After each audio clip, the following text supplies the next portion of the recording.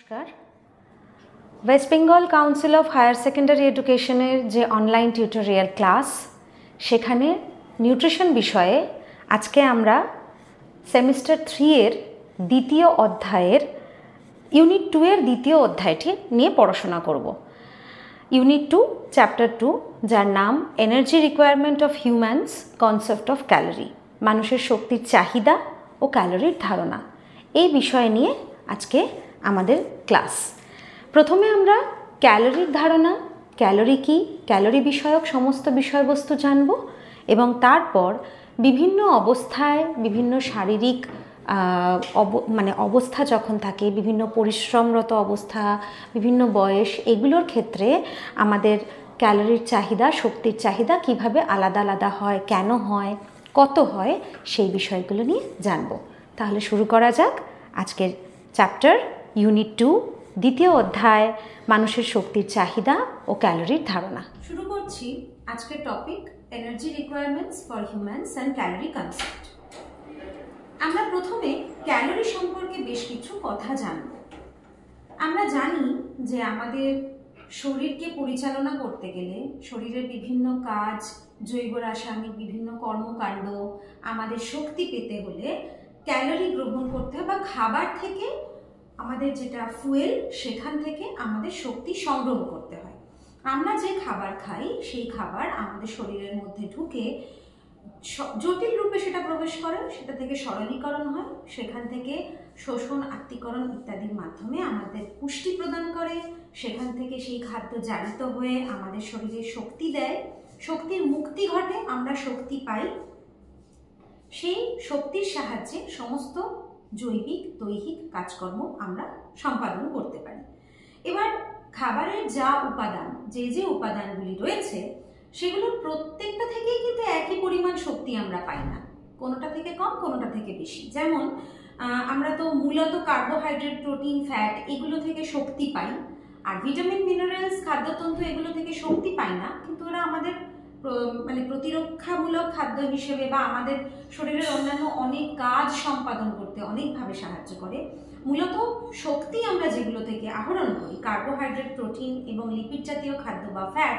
Carbohydrate থেকে আমরা 4 kilo calorie শক্তি পাই, 1 গ্রাম carbohydrate থেকে 4 কিলো ক্যালোরি, 1 গ্রাম প্রোটিন থেকেও 4 কিলো ক্যালোরি প্রায়, এবং 1 গ্রাম ফ্যাট থেকেও প্রায় আমরা 9 কিলো ক্যালোরি শক্তি পাই। এগুলো আমরা আগে একটু পড়ে এসেছি।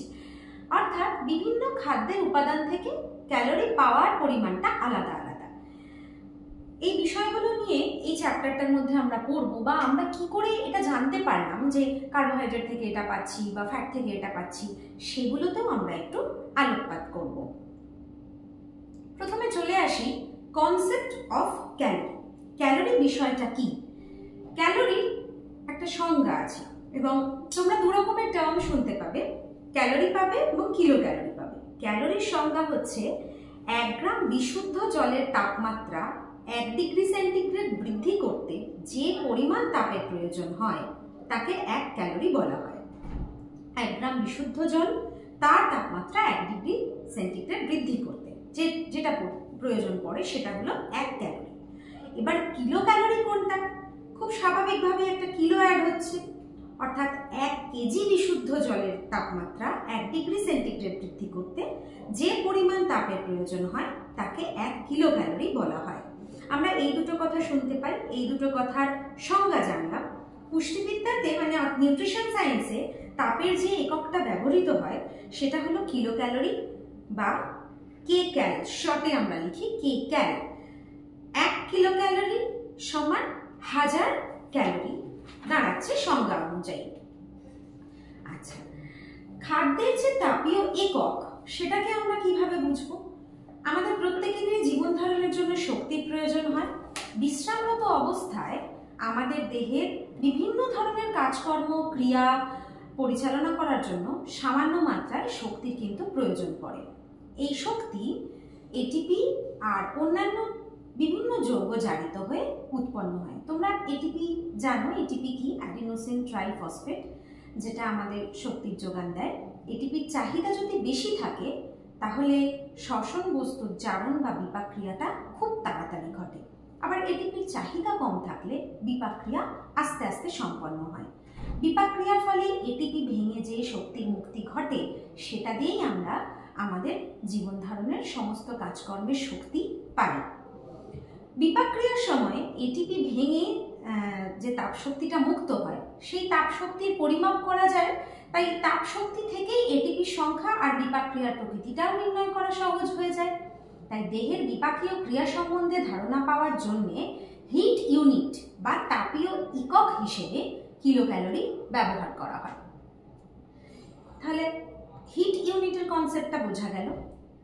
আর presently international union of science এবং international union of nutrition science এরা এই সংস্থাগুলি তাপশক্তির একক হিসেবে ক্যালোরির পরিবর্তে জুল এবং কিলো ক্যালোরির পরিবর্তে মেগাজুল ব্যবহার করার সুপারিশ দিয়েছেন। ওনারা প্রপোজাল রেখেছেন যদি ক্যালোরিটাকে চেঞ্জ করে জুল এবং কিলো ক্যালোরির পরিবর্তে আমরা মেগাজুল ইউজ করি।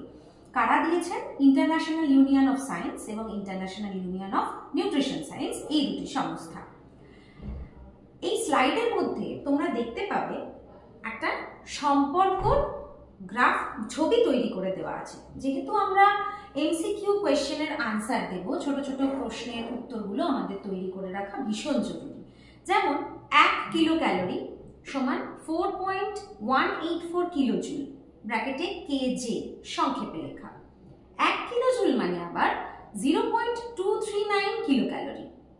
1000 কিলো ক্যালোরি সমান 4.184 ইন্টু 103 কিলোজুল বা 4.184 মেগাজুল। আবার 1 মেগাজুল মানে 240 কিলো ক্যালোরি। এই সম্পর্কগুলো আমরা একটু মুখস্থ রাখবো, এই মানগুলো আমরা একটু মুখস্থ রাখবো, কারণ এমসিকিউ প্রশ্নে যে কোনো একটা মান তুলে দিয়ে আর একটা মান কত হয় সেটা জানতে চাইতে পারে, যাতে আমরা সেই সময় কোনো অসুবিধার সম্মুখীন না হই।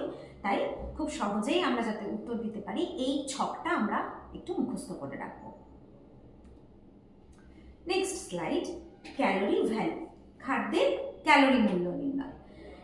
খাদ্যের তাপন মূল্য কি? তাপন মূল্য ব্যাপারটা কি? আমরা প্রত্যেকদিন যে খাবারটা খাই সেটা আসলে নানান রকম খাদ্য উপাদানের মিশ্রণ। আমরা তো আর উপাদানগুলোকে খাই না, তো আমরা একটা জটিল ফরম্যাটে খাই। গৃহীত খাদ্যের প্রত্যেকটা উপাদান আলাদা আলাদাভাবে জারিত হয়ে শক্তি উৎপন্ন করে। বা সেই জটিল খাদ্য যেরকম আগের পড়ানোগুলো টিউটোরিয়ালগুলো তোমরা দেখেছো যে খাবারটা জটিল থেকে কিভাবে সরল হয়ে আমাদের শরীরে পাক হয়, পরিপাক হয়, শোষিত হয়, আত্তীকরণ হয়, সেগুলো তোমরা জেনেছো।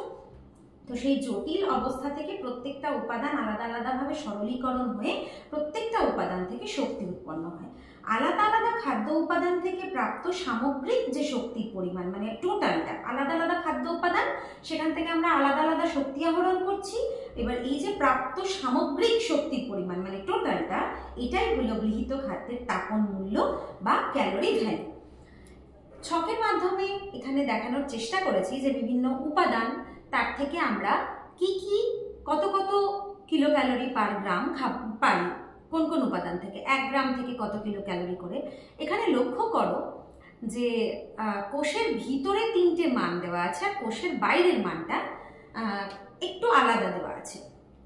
কোষের ভিতরে কার্বোহাইড্রেট 4.1, কোষের বাইরেও কার্বোহাইড্রেট থেকে যে ক্যালোরি মূল্য আমরা পাচ্ছি কিলো পার গ্রামে সেটা হচ্ছে 4.1 এবং কোষের বাইরেও 4.1। প্রোটিনের ক্ষেত্রে কিন্তু কোষের ভিতরে একটা 4.1 কিন্তু কোষের বাইরে 5.5। লিপিড বা ফ্যাটের ক্ষেত্রে কোষের ভিতরে 9.3, কোষের বাইরেও একই থাকে। এবার প্রশ্ন হচ্ছে যে হঠাৎ করে প্রোটিনের ক্যালোরি মূল্যটা কোষের ভেতরে আর বাইরে আলাদা হলো কেন? কোষের ভেতরে প্রোটিনের যে ক্যালোরি মূল্য বা তাপন মূল্য সেটা কিন্তু বেশ খানিকটা কম, কারণ কোষের মধ্যে যে প্রোটিনটা থাকে সেটা সম্পূর্ণরূপে জারিত হতে পারে না। কিছু প্রোটিন নাইট্রোজেন যৌগরূপে ওখানে থেকে যায়, কিন্তু কোষের বাইরে যে প্রোটিনটা থাকে সেটা সম্পূর্ণ জারিত হয়ে যায়। এই কারণে এর ক্যালোরি মূল্যটা কোষের বাইরে বেশি হয়। বোঝা গেল? এটা হলো এর ব্যাখ্যা যে কেন দুটো জিনিস আলাদা হয়ে যায়।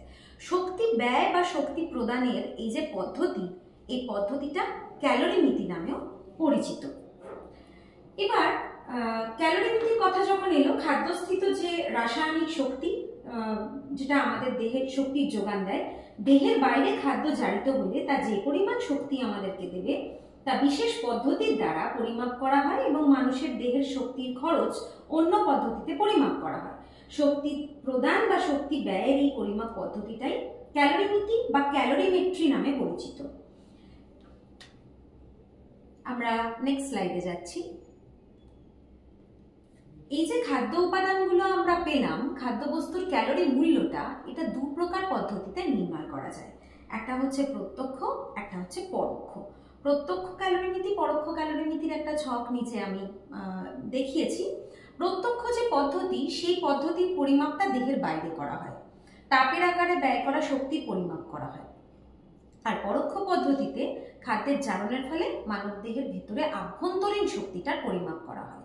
এটা হলো এই দুটো পদ্ধতির মূল পার্থক্য। একটা হচ্ছে দেহের বাইরে করা হয়, যেটা তাপের আকারে যেটা ব্যয় হয়ে যাচ্ছে সেই শক্তিটার পরিমাপ করা হয়। আর পরোক্ষ পদ্ধতিতে মানব দেহের আভ্যন্তরীণ শক্তির কি হলো সেটা পরিমাপ করা হয়। এই দুটোই হলো বিশেষ পার্থক্য। প্রত্যক্ষ ডিরেক্ট আর পরোক্ষ হচ্ছে ইনডিরেক্ট। আর প্রত্যক্ষ পদ্ধতিতে দেখো, খাদ্যস্থিত শক্তির যখন পরিমাপ করা হয় তখন প্রত্যক্ষ ক্যালোরিমিতি এতে বব ক্যালোরিমিটার যন্ত্র ব্যবহার করা হচ্ছে, যার কাজ হচ্ছে খাদ্যের তাপন মূল্য নির্ণয় করা। আর পরোক্ষ ক্যালোরিমিতিতে ডগলাস ব্যাগ, এখানে মুক্ত বেষ্টন অর্থাৎ ওপেন সার্কিট মেথড যেটাকে বলা হয়, এই ওপেন সার্কিট যে যন্ত্রটা ডগলাস ব্যাগ, সেটা দিয়ে খাদ্যবস্তুর তাপন মূল্য নির্ণয় করা হয়। আচ্ছা, আর মানুষের শক্তির ব্যয় বা চাহিদার পরিমাপ, এটার প্রত্যক্ষ ক্যালোরিমিতি পদ্ধতিতে যে যন্ত্রের সাহায্যে পরিমাপ করা হয় তার নাম অ্যাটওয়াটার বেনেডিক্ট শ্বসন ক্যালোরিমিটার। এটা দিয়ে আমরা দেখতে পাই মানুষের দেহের তাপ উৎপাদনটা কতটা হচ্ছে। রেস্টিং এনার্জি এক্সপেন্ডিচার অর্থাৎ যে ঘটনাটাকে আমরা বলি REE, সেটা আমরা মাপতে পারি অ্যাটওয়াটার বেনেডিক্ট শ্বসন ক্যালোরিমিটারের মাধ্যমে। আর পরোক্ষ ক্যালোরিমিতি দিয়ে আমরা বেনেডিক্ট রথ বর্ণিত অ্যাপারেটাস, যেটা বন্ধন বেষ্টন ব্র্যাকেটে যেটা লেখা আছে ওটা হচ্ছে ক্লোজ সার্কিট, বেনেডিক্ট রথ অ্যাপারেটাস দিয়ে আমরা মানুষের BMR পরিমাপ করি। এটা অনেক সময় প্রশ্ন আসে, মানুষের BMR পরিমাপক যন্ত্রের নাম লেখো, তোমরা লিখবে বেনেডিক্ট রথ অ্যাপারেটাস।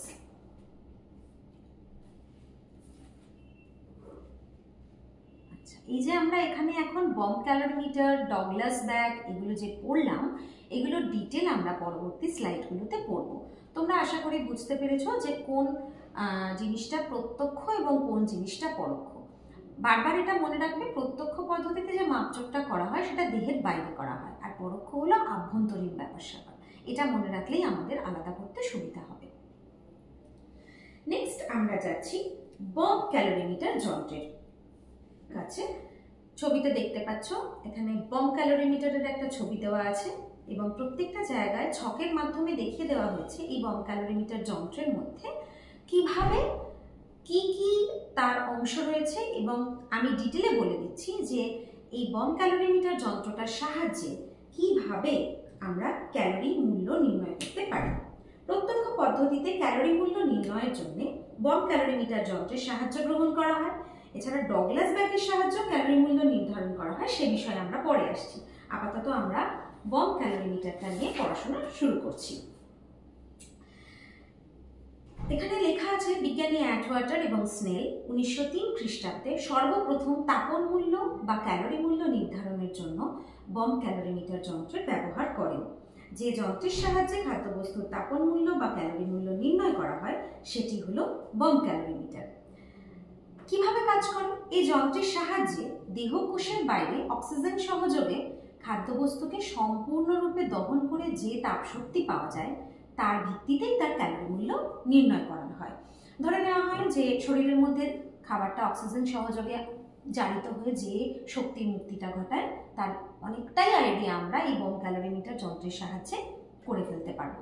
এই ভাবনাটার উপর ভিত্তি করে এর কার্যনীতি তৈরি হয়েছে।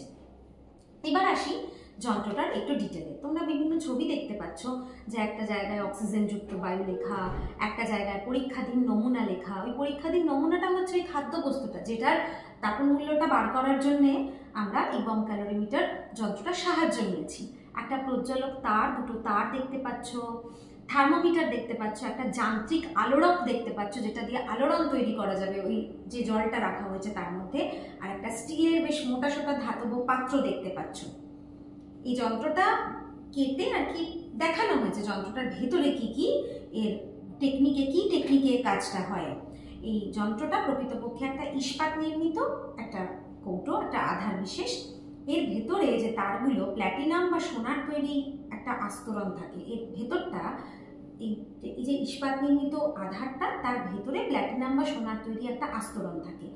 এই আধারটার মুখে একটা ঢাকনা স্ক্রু দিয়ে আটকানো থাকে। যে নমুনাটি মানে যে খাবারটার ক্যালোরি মূল্য আমরা নির্ধারণ করব, ওজন নেওয়ার পরে সেটাকে একটা পাত্র বা ক্যাপসুলের মধ্যে ঢুকিয়ে দিয়ে আমরা ওই আধারটার মধ্যে, যেখানে দেখো পরীক্ষাধীন নমুনা রাখা হয়েছে, ওর মধ্যে রাখবো আর ঢাকনাটা তারপর বন্ধ করে দেব। এবার ওই আধারটা কন্টেনারটার মধ্যে অক্সিজেন ভালভের মাধ্যমে 300 পাউন্ড পার ইঞ্চি স্কোয়ার চাপে অক্সিজেন ঢুকিয়ে দেব, প্রবেশ করাবো ওর মধ্যে, কারণ এটা দিয়ে জারণটা হবে। তো আমরা 300 পাউন্ড পার ইঞ্চি স্কোয়ার এই চাপে অক্সিজেন প্রবেশ করাবো। আধারটি অক্সিজেন দ্বারা সম্পূর্ণ ভর্তি হয়ে গেলে ভালভটা বন্ধ করে এই যে বিক্রিয়া প্রকোষ্ঠটা, যেটাকে আমরা বম্ব বলছি, সেই বিক্রিয়া প্রকোষ্ঠটাকে যন্ত্রের মধ্যে রাখা উপযুক্ত পরিমাণ জলের মধ্যে ডুবিয়ে রাখবো। এবার যন্ত্রটা যেখানে জল ভর্তি হয়ে গেল, সেই জলপূর্ণ অংশে রাখা যে যান্ত্রিক আলোড়ক, যেটা দেখাচ্ছিলাম যে নাড়াচাড়া করা, ওই যান্ত্রিক আলোড়ক, এই তোমরা দেখো ভালোভাবে, এটা হলো যান্ত্রিক আলোড়কটা, এই যান্ত্রিক আলোড়কটাকে বারবার আমরা নাড়াচ্ছি। আর নমুনাটির দহনের জন্য বৈদ্যুতিক সংযোগ স্থাপন করতে হবে, কারেন্টটা পাস করবে। বৈদ্যুতিক প্রভাবে নমুনাটির দহন ঘটালে তাপশক্তি পাওয়া যায়। এই যে নমুনাটা, সেটাকে যেটা আমরা ওই বাটিটার মধ্যে রেখেছি, এই নমুনাটা বৈদ্যুতিক প্রভাবে এটা দহন ঘটাচ্ছি। নমুনাটির যখন দহন ঘটাই তখন তাপশক্তিটা পাওয়া যায়। এই তাপ জলে সঞ্চালিত হতে শুরু করলে থার্মোমিটার থেকে তাপমাত্রা দেখে নিতে হবে। যখন প্রথম এক্সপেরিমেন্টটা শুরু করছি তখন একটা টেম্পারেচার ছিল, আর যখন এটাকে দহন করাচ্ছি নিশ্চয়ই একটা কিছু হচ্ছে। টেম্পারেচারটা বাড়বে না কমবে না কি হবে? বাড়বেই। এখান থেকে যেহেতু শক্তির মুক্তি ঘটছে, আমরা প্রথমে স্টেবল কন্ডিশনেরটা নোট করব, তারপর এখানে যখন অ্যাক্টিভিটি শুরু হলো তখন টেম্পারেচারটা বেড়ে কত হলো সেটা আমরা নোট করব। থার্মোমিটার থেকে তাপমাত্রাটা আমরা দেখে নেব। অক্সিজেনের উপস্থিতিতে পুরো নমুনা খাদ্যবস্তুটা জারিত হবে এবং তাপ উৎপন্ন করবে। এই তাপ জলের তাপমাত্রা বা উষ্ণতাটাকে বাড়াবে। প্রাথমিক উষ্ণতা এবং চূড়ান্ত উষ্ণতা, মানে আলটিমেটলি আমি যেটা পেলাম সেটাকে আমি লিখে রাখবো। এইবার গাণিতিক পদ্ধতি প্রয়োগ করে আমরা যে স্যাম্পেলটা নিয়েছি তার ক্যালোরি মূল্যটা নির্ধারণ করব। এইভাবে বম ক্যালোরিমিটার যন্ত্রের সাহায্যে আমরা কোনো বস্তুর যে তাপন মূল্য খাদ্যবস্তুটা সেটাকে নির্ণয় করব। এবার একটা ছোট অঙ্ক করে দেখিয়ে দিই যে কিভাবে এখান থেকে এই পদ্ধতিটা কমপ্লিট করে এখানে একটা স্যাম্পেল নিয়ে কিভাবে এই থার্মোমিটারের মাপটাকে দেখে বা কতটা জল নিয়েছি, কি কি ফ্যাক্টর আছে এবং কিভাবে অঙ্ক করে সেই মাপটা আমরা বার করতে পারছি।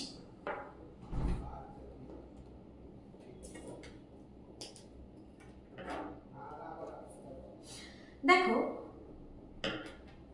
প্রথমে একটা এমন খাদ্যবস্তু নিয়েছি, নমুনা খাদ্যবস্তু, তার ওজন হচ্ছে 2 গ্রাম। 2 গ্রামের একটা নমুনা খাদ্যবস্তু নিয়েছি। ক্যালোরি মিটারটার মধ্যে যে পরিমাণ জল নিয়েছি, এই যে ক্যালোরি মিটারের মধ্যে যে পরিমাণ জল আমরা নিয়েছি সেটার ওজন ধরে নিচ্ছি 3000 গ্রাম। আর ওয়াটার ইকুইভ্যালেন্ট ক্যালোরি মিটারের জল সম সেটা ধরে নিচ্ছি আমরা 500 গ্রাম। যতটা জল নিয়েছি 3000 গ্রাম, জল সম 500 গ্রাম।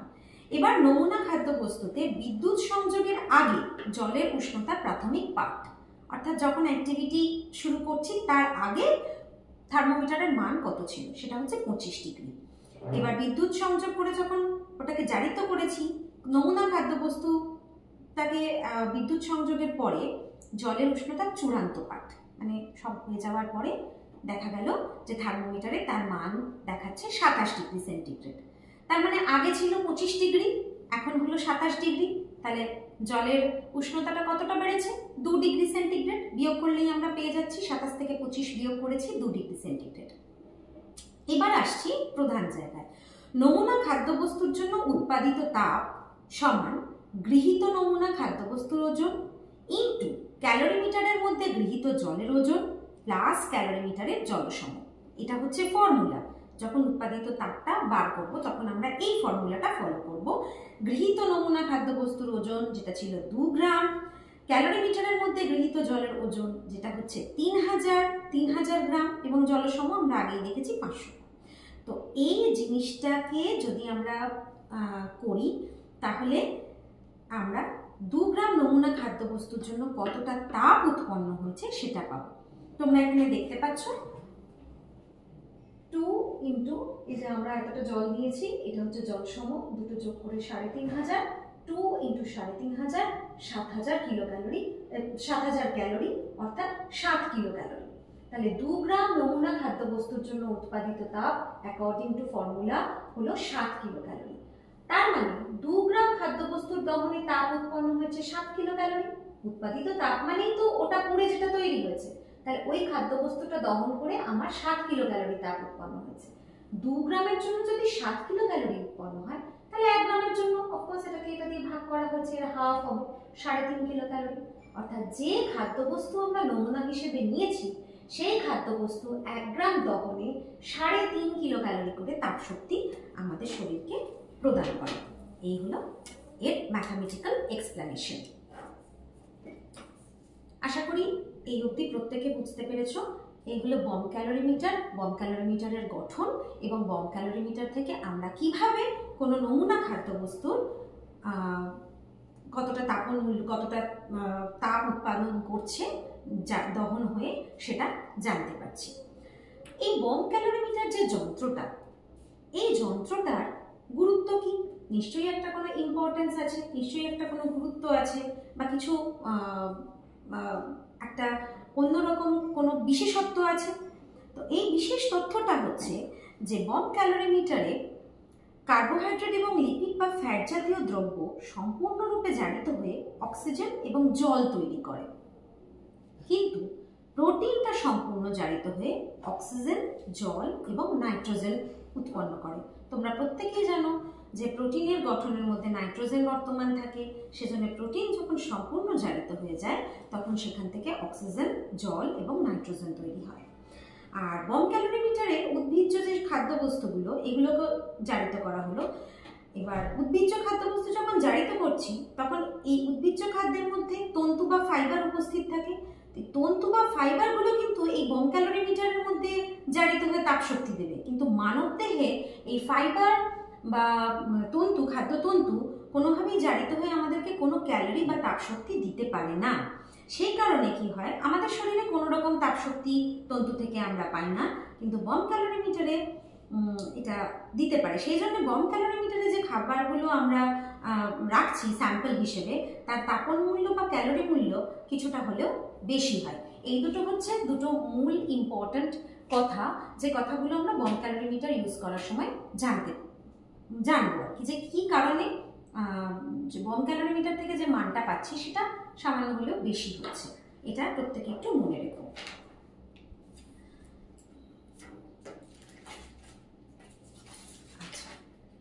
নেক্সট আমরা বম ক্যালোরিমিটার করলাম, আর একটা যন্ত্রের আমরা নাম করেছি, সেটা হচ্ছে ডগলাস ব্যাগ।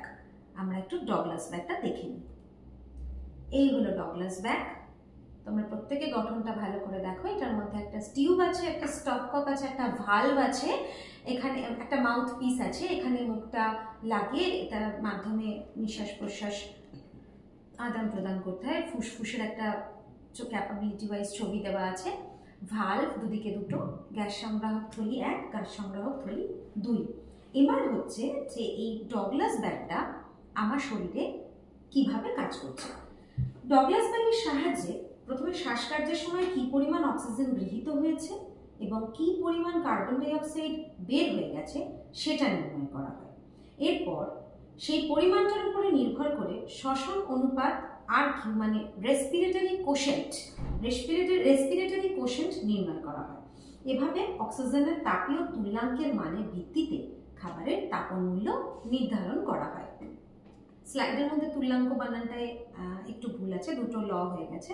তো এটা তাপীয় তুল্যাঙ্কর যে মান, সেই মানের ভিত্তিতে খাদ্যের তাপন মূল্যটা নির্ধারণ করা হয়। এটাই হলো ডগলাস ব্যাগের একটা ফাংশন। তোমরা এটাই জেনে রাখবে। ছবিটাও তোমাদেরকে দেখালাম।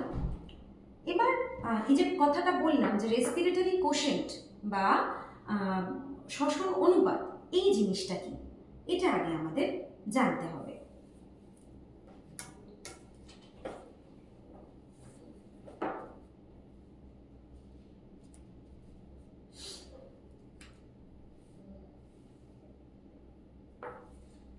রেসপিরেটরি কোশেন্ট নির্ণয় করার জন্য, শ্বসন অনুপাত নির্ণয় করার জন্য একটা ফর্মুলা আছে। এখানে ফর্মুলাটা লক্ষ্য করো। নির্দিষ্ট বা একক সময়ে প্রাণী দ্বারা বর্জিত কার্বন ডাই অক্সাইডের পরিমাণ, তার সঙ্গে নির্দিষ্ট বা একক সময়ে প্রাণী দ্বারা গৃহীত অক্সিজেনের পরিমাণ, এই দুটোর অনুপাতই হলো রেসপিরেটরি কোশেন্ট। পরোক্ষ পদ্ধতিতে খাদ্যের তাপন মূল্য নির্ণয় করা যায় বর্জিত কার্বন ডাই অক্সাইড এবং গৃহীত অক্সিজেনের অনুপাত এবং অক্সিজেনের তাপীয় তুল্যাঙ্কের ভিত্তিতে। এটা আমরা আগেই পড়েছি। এবার আমাদের সেটা জানলে রেসপিরেটরি কোশেন্ট বা শ্বসন অনুপাতটা কি সেটা ভালোভাবে জানতে হবে। সেটা হলো কোনো প্রাণী যখন একটা পার্টিকুলার টাইমে, নির্দিষ্ট একটা একক সময়ের মধ্যে যে পরিমাণ কার্বন ডাই অক্সাইড ত্যাগ করছে তার মানটা, এবং ওই পার্টিকুলার টাইমে ওই প্রাণীর দ্বারা গৃহীত অক্সিজেন যেটা, তার পরিমাণ। ওপরে কার্বন ডাই অক্সাইড, নিচে অক্সিজেন, এই দুটোর অনুপাত। আগে কার্বন ডাই অক্সাইডের পরিমাপ, তার সঙ্গে অক্সিজেনের পরিমাপের অনুপাতটাই হলো রেসপিরেটরি কোশেন্ট। এটা হলো এর ফর্মুলা। এটা তোমরা ভালোভাবে মনে রাখবে, পরীক্ষায় অনেক সময় এই ফর্মুলাটা চলে আসে। বিভিন্ন খাদ্যবস্তু শ্বসন অনুপাত, এই যে ফর্মুলা, এই ফর্মুলার মধ্যে, এই ফর্মুলা বা এই শ্বসন অনুপাতটা দিয়ে আমরা অনেক বিভিন্ন ধরনের খাদ্যবস্তুর তাপন মূল্য, শ্বসন অনুপাতটা নির্ণয় করতে পারি। যেমন শর্করার শ্বসন অনুপাত হলো 1, প্রোটিনের শ্বসন অনুপাত হলো 0.83, ফ্যাটের শ্বসন অনুপাত হলো 0.7। বিভিন্ন খাদ্যবস্তুর শ্বসন অনুপাত এইভাবে আমরা ডগলাস ব্যাগের সাহায্যে এই হিসেবগুলো আমরা পাই। শর্করা বললাম 1, প্রোটিন হলো 0.83 এবং ফ্যাটের শ্বসন অনুপাত হচ্ছে 0.7। এবার খাদ্য উপাদানের তাপন মূল্য বার করব। পার্টিকুলার কোনো খাবারের আমরা তাপন মূল্যটা নির্ণয় করব। সেটা কিভাবে নির্ণয় করব? খাদ্য উপাদানের তাপন মূল্য নির্ণয় করার জন্য আমাদের একটা ফর্মুলা ইউজ করতে হয়, যেটা হলো 1000 দিয়ে ভাগ করতে হবে প্রথমে। কাকে? 1 গ্রাম পরিমাণ কার্বোহাইড্রেট বা প্রোটিন বা ফ্যাটের জন্য জারণে প্রয়োজনীয় অক্সিজেন। ধরো তুমি 1 গ্রাম পরিমাণ কার্বোহাইড্রেট নিয়েছো, বা তার সেই কার্বোহাইড্রেট নামক খাদ্য উপাদানটার তাপন মূল্য তুমি নির্ণয় করতে চলেছো। তাহলে তুমি কিভাবে করবে?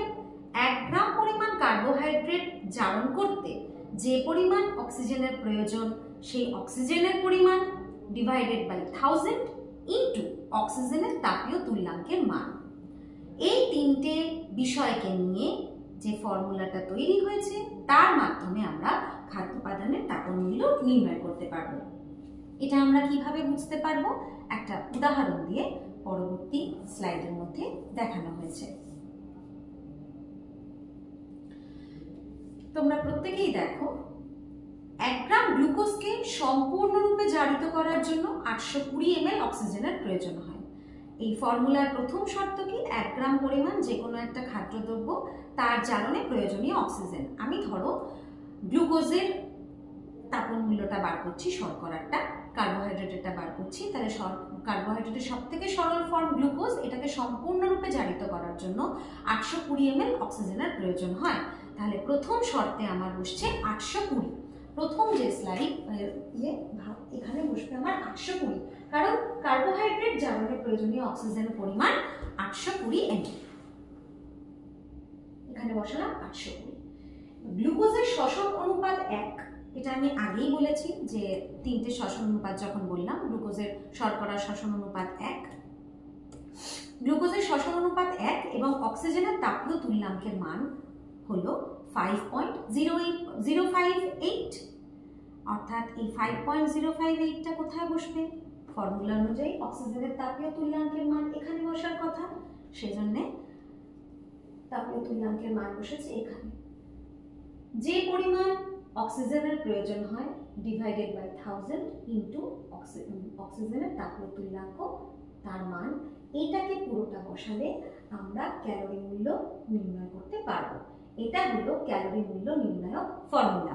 ফর্মুলাটা আবার বলি, 1 গ্রাম পরিমাণ যে খাদ্যবস্তুটা নিচ্ছি সেটার জারণে প্রয়োজনীয় অক্সিজেন ডিভাইডেড বাই 1000 ইন্টু অক্সিজেনের তাপীয় তুল্যাঙ্কের মান, এবং সেটা একটা উদাহরণের মাধ্যমে তোমাদেরকে দেখানো হয়েছে। 1 গ্রাম গ্লুকোজকে সম্পূর্ণরূপে জারিত করার জন্য 820 ml অক্সিজেন লাগে, তাই এটা উপরে বসেছে। গ্লুকোজের শ্বসন অনুপাত 1 অক্সিজেনের তাপীয় তুল্যাঙ্কের মান তাহলে দাঁড়াচ্ছে 5.058 কিলো ক্যালোরি। সুতরাং গ্লুকোজের ক্যালোরি মূল্য বা তাপন মূল্য হলো ম্যাথামেটিক্যাল ক্যালকুলেশন করে আমরা বার করতে পারছি 4.1 কিলো ক্যালোরি। এই একই রকম ভাবে যদি আমরা প্রোটিনেরটা ধরি, তাহলে 1 গ্রাম প্রোটিনকে সম্পূর্ণরূপে জারিত করার জন্য 860 ml অক্সিজেনের প্রয়োজন হয়। প্রোটিনের শ্বসন অনুপাত বা রেসপিরেটরি কোশেন্ট হচ্ছে 0.8, অক্সিজেনের তাপীয় তুল্যাঙ্ক তাহলে দাঁড়াচ্ছে 4.8 কিলো ক্যালোরি। তাহলে তাপীয় তুল্যাঙ্কের মানটা আমি এখানে বসালাম। প্রোটিনের ক্যালোরি মূল্য বা তাপন মূল্য তাহলে হচ্ছে 860 divided by 1000 into 4.8 kilo calorie is equals to 4.1 kilo calorie. একই রকম ভাবে ফ্যাটের ক্যালোরি মূল্য নির্ণয় করতে যাচ্ছি যখন, তখন 1 গ্রাম ফ্যাটকে সম্পূর্ণরূপে জারিত করার জন্য 1980 ml অক্সিজেনের প্রয়োজন হয়। ফ্যাটের শ্বসন অনুপাত অর্থাৎ রেসপিরেটরি কোশেন্ট হচ্ছে 0.7, সেখান থেকে অক্সিজেনের তাপীয় তুল্যাঙ্ক দাঁড়াচ্ছে 4.7 কিলো ক্যালোরি। তাহলে ফ্যাটের ক্যালোরি মূল্য বা তাপন মূল্য হবে 1980 divided by 1000 into 4.7 kilo calorie. Calculate করলে বেরোচ্ছে 9.3 কিলো ক্যালোরি। আমরা বুঝতে পারলাম যে প্রত্যেকটা ক্যালোরি মূল্য, এই যে আমরা বলি যে কার্বোহাইড্রেটের 1 গ্রাম কার্বোহাইড্রেটকে 1 গ্রাম কার্বোহাইড্রেট থেকে আমরা 4.1 কিলো ক্যালোরি পাই, বা 1 গ্রাম প্রোটিন থেকে আমরা 4.1 কিলো ক্যালোরি পাই, 1 গ্রাম ফ্যাট থেকে 9.3 কিলো ক্যালোরি পাই। এগুলো কোন ফর্মুলায় তাহলে এখানে বসলো তোমরা প্রত্যেকে দেখতে পেলে। এই ফর্মুলাটা মধ্যে বসিয়েই আমরা কোনো একটা বস্তুর ক্যালোরি মূল্যটা নির্ণয় করতে পারি।